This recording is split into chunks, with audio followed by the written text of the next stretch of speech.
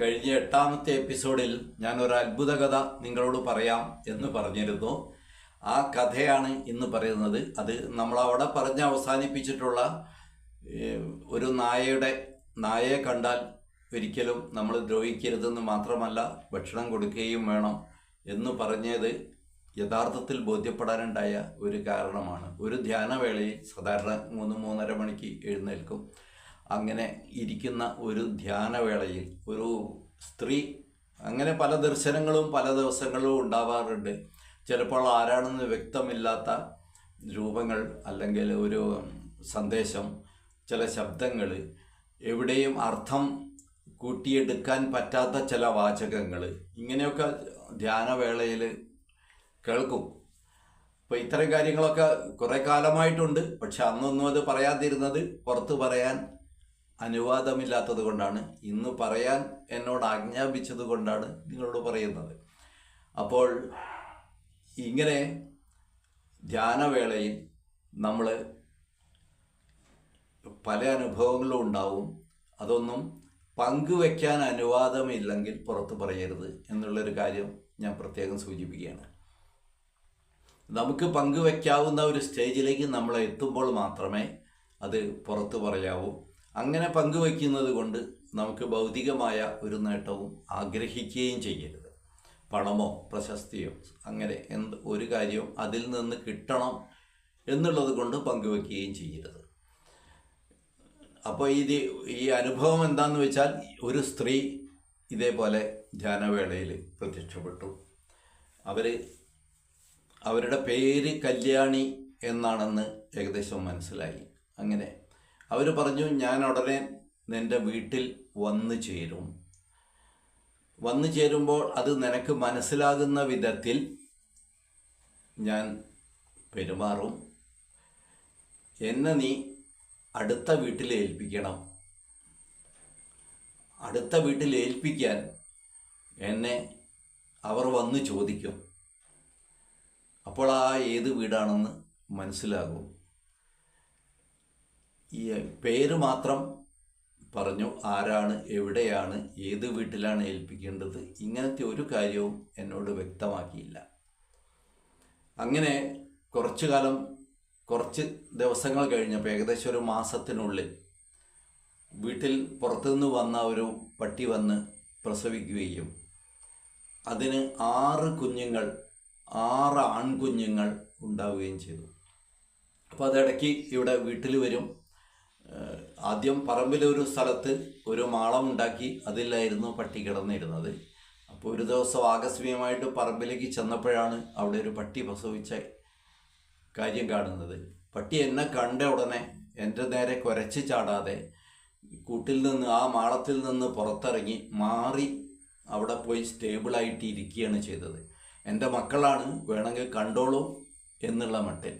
അപ്പോൾ എല്ലാ കുഞ്ഞുങ്ങളും കൂടി പേടിച്ച് ഉള്ളോട്ട് പോയി. ആ മാളം കുറച്ച് ആഴമുണ്ട്, അത് ഉള്ളോട്ട് പോയി.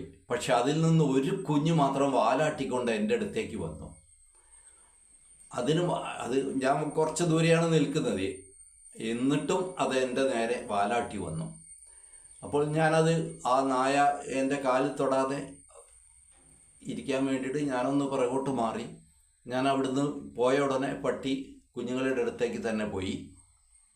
അങ്ങനെ അടുത്ത ദിവസം കുറച്ചുകൂടി വീടിൻ്റെ അടുത്തേക്ക് വന്നു. അങ്ങനെ ഇവർ ഓരോ ദിവസങ്ങളിൽ അടുത്തോണ്ടിരുന്നു. പക്ഷേ ഈ 5 കുഞ്ഞുങ്ങളും എന്നെ കാണുമ്പോൾ പേടിച്ചു മാറുകയും ഈ ഒരു കുഞ്ഞ് മാത്രം, തലേ ദിവസം ഓടി വന്ന ആ ഒരു കുഞ്ഞ് മാത്രം എൻ്റെ അടുത്തേക്ക് വരികയും ചെയ്തു. അങ്ങനെ ഇരിക്കുകയാണ് എൻ്റെ അടുത്ത വീട്ടിൽ ഒരാൾ ഒരു നായക്കുട്ടിയെ വേണം എന്നും പറഞ്ഞു വന്നു. ഞാൻ ഇവനെ അപ്പോൾ പെട്ടെന്ന് എൻ്റെ ധ്യാനത്തിലെ ദർശനങ്ങൾ ഞാൻ ഓർത്തു, വാക്കുകൾ ഞാൻ ഓർത്തു. എന്നെ അവിടെ ഏൽപ്പിക്കണം, ആളെ അന്വേഷിച്ചു വരും എന്നെല്ലാം പറഞ്ഞ കാര്യങ്ങൾ എൻ്റെ ഓർമ്മയിൽ വന്നു. ഞാൻ ഈ നായക്കുട്ടിയെ തന്നെ പിടിച്ച് അവരെ ഏൽപ്പിക്കുകയും ചെയ്തു. അവൻ പോകുമ്പോഴും എന്നെ തിരിഞ്ഞു നോക്കുന്നുണ്ടായിരുന്നു എന്നുള്ളതാണ്. അത് നന്ദി പറയുകയായിരുന്നു എന്ന് ചിന്തിക്കുന്നു. ഇപ്പോൾ ആ നായ അടുത്ത വീട്ടിൽ അവിടെ സുഖമായിട്ട് ജീവിക്കുന്നു എന്ന് ഞാൻ കരുതുന്നു. പക്ഷേ ഇപ്പോഴും ആ നായയുടെ ആത്മാവിന് അവരുമായിട്ടുള്ള ബന്ധം എന്താണെന്ന് എനിക്ക് ഇതുവരെ വ്യക്തമായിട്ടില്ല. ഞാനത് അന്വേഷിക്കാനും പോയിട്ടില്ല. അവനവിടെ സുഖമാണോ എന്ന് ഞാൻ ചോദിക്കാറുണ്ട് വല്ലപ്പോഴും ആ വീട്ടുകാരെ കാണുമ്പോൾ. കാരണം ആ ഒരു എന്നിലൂടെ ആ നായ അവിടെ എത്താൻ ആഗ്രഹിച്ചതിൻ്റെ പിന്നിൽ അവരുടെ കുടുംബവുമായി ബന്ധപ്പെട്ട എന്തോ ഒരു കാരണം ഉണ്ട്.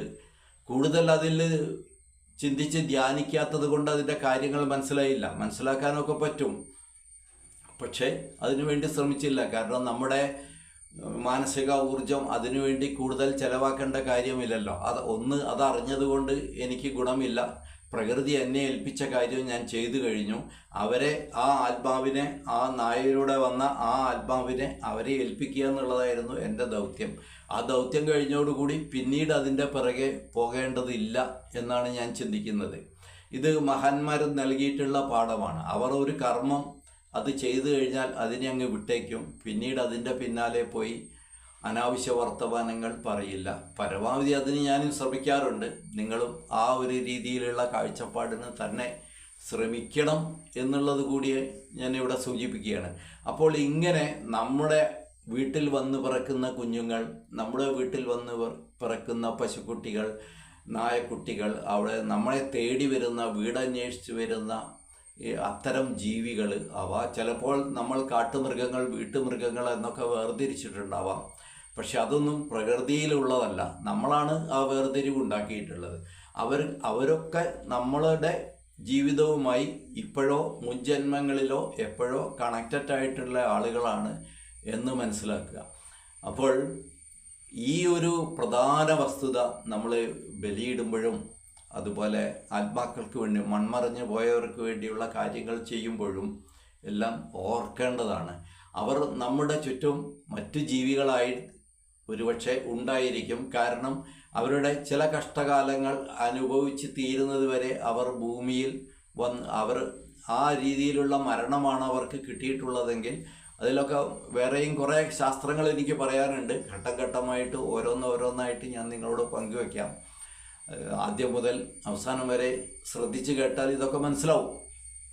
അപ്പോൾ ഇങ്ങനെ നമ്മുടെ ജീവിതത്തെ പഠിക്കുക. നമ്മുടെ ജീവിതം കൊണ്ട് നമ്മുടെ ജീവിതത്തെ, ഞാൻ ആരായിരുന്നു, ഇതെന്താണ് ജീവിതം, ഞാൻ എവിടെയാണ് വന്നിട്ടുള്ളത്, ഈ ലോകത്തിൻ്റെ പ്രത്യേകത എന്താണ്, ഇതിൻ്റെ വിശാലത എന്താണ്, ഇതിൻ്റെ അനന്തത എന്താണ്, ഇതെങ്കിലും മനസ്സിലാക്കാതെ ഇവിടുന്ന് മരിച്ചു പോയിട്ട് നമുക്ക് ഒന്നും കിട്ടാനില്ല. ഇത് അറിയാൻ വേണ്ടിയാണ്, ആ അറിവ് സമ്പാദിക്കാൻ വേണ്ടി മാത്രമാണ് നമ്മൾ ഭൂമിയിൽ വന്നത്. അല്ലാതെ തിന്നുക, കുടിക്കുക, രമിക്കുക, മരിക്കുക എന്നുള്ളൊരു കാര്യത്തിനല്ല എന്ന് നിങ്ങളോട് പറഞ്ഞുകൊണ്ട് ഈ എപ്പിസോഡ് ഒരല്പം നേരത്തെ അവസാനിപ്പിക്കുന്നു. വീട്ടിൽ കാണാം.